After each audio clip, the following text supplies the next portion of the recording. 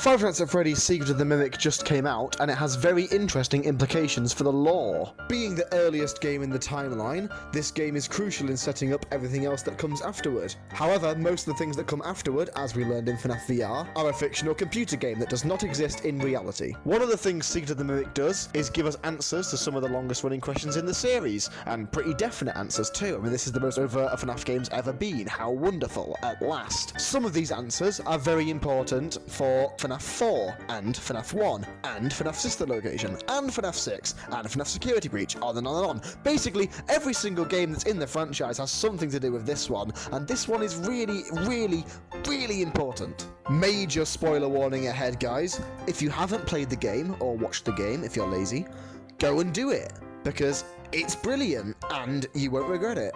But we're going to be delving into serious spoiler territory for the secret ending, so if you don't want to get spoiled, tune off right now.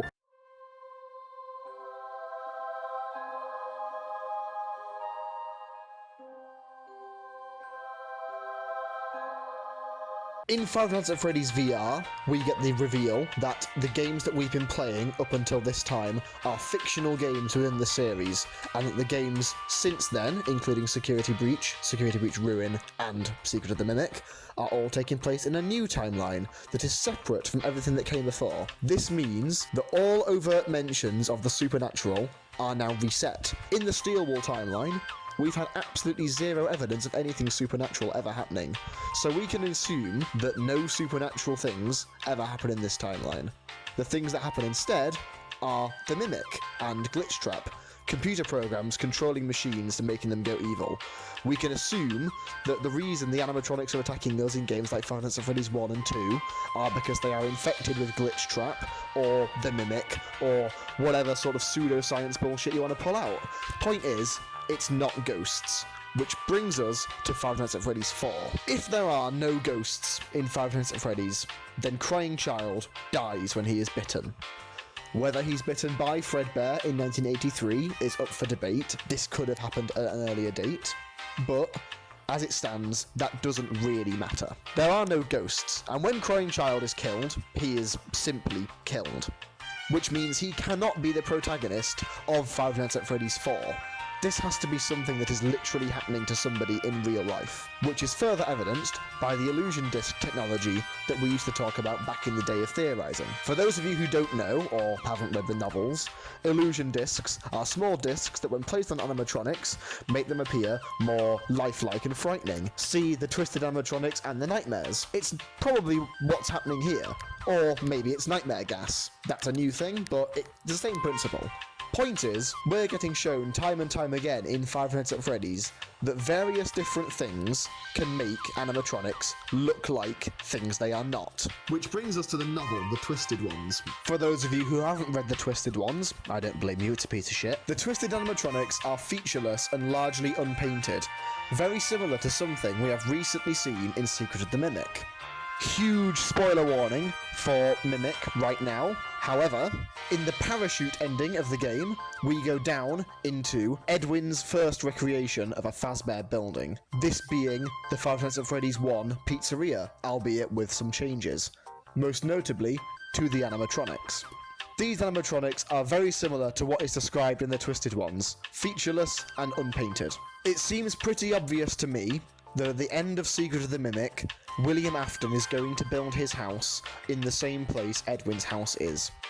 Which makes sense because he already owns the land. If these houses are intended to be the same place, as shown between the parallels as David and Michael's room, and the locations of the houses on both hills, then William Afton's house is connected to the sister location, as well as the rest of Edwin's facility, which we've already been shown in Sister Location. This means that below William Afton's house sits this unused Five Nights at Freddy's pizzeria, with the animatronics that are unpainted inside. Now, at some point in time in the future, William Afton decides he wants to start torturing his son Michael Afton, and in doing so, unleashes these animatronics from the basement upon him, using illusion disc technology to transform themselves into the nightmarish versions of their own visage. Freddy, Bonnie, Chica, Foxy, and Fredbear. Also, the mouth on Nightmare Fredbear's chest could be representative of the springlocks in this game, appearing as big, toothy, jaggedy things emitting from the chest of the animatronics. Notably, Fredbear has these. Maybe this is a notable representation of the damage that's into the suit over the years. Or maybe it's just imaginary, who knows? But point is, they look very similar. Now granted, there are a couple of characters missing, such as Bub, Monty, and William Afton Spring Bonnie himself. However, this could be written off as these designs are lost, or sold, or simply the springlocks have failed over the years and these suits are no longer operational. We don't really know. But I think, needless to say, this wraps up one of the biggest mysteries in the franchise so far. Who exactly are the Nightmare animatronics? Are they simply dreams? Well, they can't be if Crying Child is dead. And if Michael draws Nightmare Fredbear in the security logbook, then we know that these things really happened. He can remember it. He's drawn it. Michael Afton has to be the protagonist of Five Nights at Freddy's 4. It can't be anybody else. That brings us back to the biggest mystery of Five Nights at Freddy's 4. What is inside the box? And in my opinion, the only satisfying answer now is all of the blueprints of the Edwin designed animatronics. All of the proof that this is not William Afton's work. Because, remember, the games that we have been playing are games in universe. They're games telling us a story that Fazbear want us to know. And the story that we've been told through those games is Henry and William designed the animatronics. And we've just been shown that that's not true. And so the box, the things that are best left forgotten, is all of this corporate history of Fazbear stealing these designs, stealing the character of Chica, stealing the character of Mr. Hippo, stealing the character of Montgomery Gator. All of these different characters throughout the franchise who we were under the impression were Henry or William designs simply aren't.